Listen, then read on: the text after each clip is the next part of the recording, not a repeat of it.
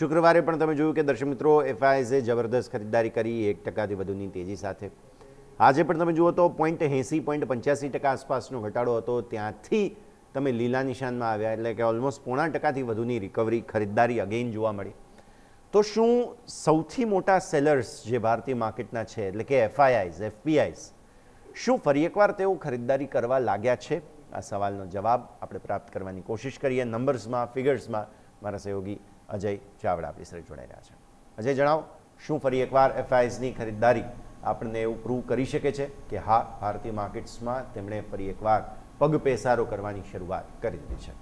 જી બિલકુલ, યસ, સાચી વાત કરી કે એફઆઈ ધીમે ધીમે જો 4 મહિના પછી જે કેશ માર્કેટમાં એમણે ખાસ કરીને બાઇંગ ચાલુ કરી છે, એમાં નો doubt mid cap, small cap, large cap બધા સ્ટોકમાં એ લોકો ધીમે ધીમે બાઇંગ કર્યા છે. તો ઓલમોસ્ટ માર્ચ મહિનાથી સતત જે એમનો આંકડો હતો, માર્ચ મહિના ઓલમોસ્ટ 1,18,000 આજુબાજુ જે આંકડો હતો એમણે સતત અહીંયાથી વેચવાલી જોવા મળી. અને એના પછી જે જુલાઈ મહિનો છે ત્યાં ફાઇનલી એમણે જો ધીમે ધીમે બાઇંગ ઓપોર્ચ્યુનિટી અને બાય કરતા આપણને એફઆઈ જોવા મળ્યા છે. જુલાઈ ઓલમોસ્ટ જો તો ત્યાં બી જે 15,000 કરોડ આજુબાજુ ખાસ કરીને રીબેલેન્સિંગને લઈને બી જો ઇન્ફ્લો આઉટફ્લો આપણને ખાસ જોવા મળ્યો છે. ઇન્ડેક્સ રીબેલેન્સિંગ બી જો એફઆઈ ફ્લો અને ઇન્ફ્લોમાં બી જો ખુસ્સો અહીંયાથી જોઈશું આપણને ઉથલપાથલ જોવા મળી હતી.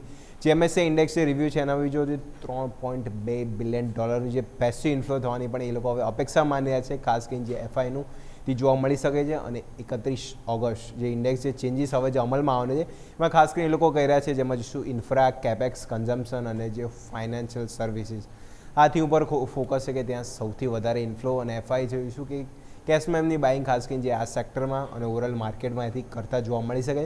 ઓલમોસ્ટ પણ જોઈશું તો રિકવરીના ટેન્સીસ પર આપણને જો જૂન મહિનાથી જોવા મળે છે અને એ ટાઈમથી જો તો આપણને એફઆઈની ધીમે ધીમે બાઇંગ આપણને જોઈશું. ધીમે ધીમે કેશ માર્કેટમાં બી જો અમાઉન્ટ ઓફ છે કે આપણને બાઇંગ જે એફઆઈને આપણને જોઈશું તો કેશ માર્કેટમાં જોવા મળી હતી. હવે સ્ટોક સ્પેસિફિક બી જો અમુક એમણે સિલેક્ટેડ સ્ટોકમાં જે Q&Q આપણે જોઈએ તો Q4 FY26 અને Q1 જે FY27 જોઈશું તો જે લાસ્ટ 3 મહિનામાં જોઈશું એફઆઈ જે સતત જોઈશું તો સ્ટોક સ્પેસિફિક પણ બાઇંગ કર્યા છે.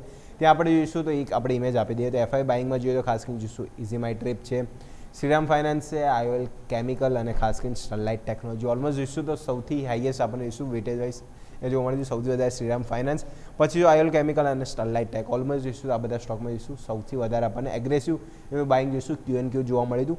નેક્સ્ટમાં જોઈશું તો ગુજરાત એનર્જી છે, ચેન્નઈ પેટ્રોલિયમ, ગ્રો ઇવન જોઈ લો, ગ્રોમાં બી સારું છે. અને લાસ્ટ જોઈશું તો આઈડિયા ફોચ.